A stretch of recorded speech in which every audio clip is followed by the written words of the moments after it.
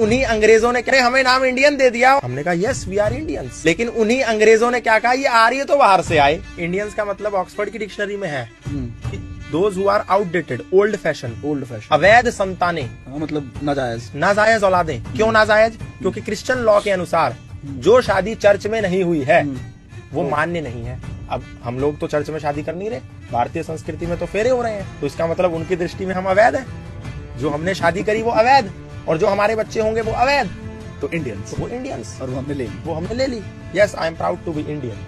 अब आप देखो अमेरिका का कोई अंग्रेजी में, जर्मन में, रशियन में कोई और ट्रांसलेशन है?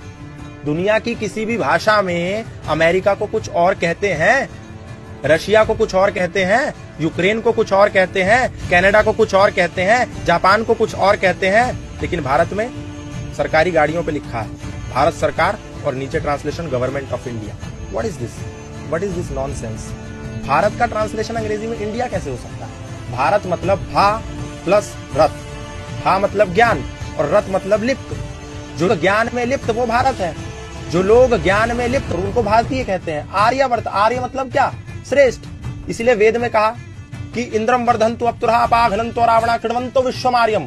क्या ये कहा कृण्वन्तो विश्वम इंडियन, कृण्वन्तो विश्वम हिंदू, कृण्वन्तो विश्वम मुसलमान, यहूदी? नो, कृण्वन्तो विश्वम आर्यम।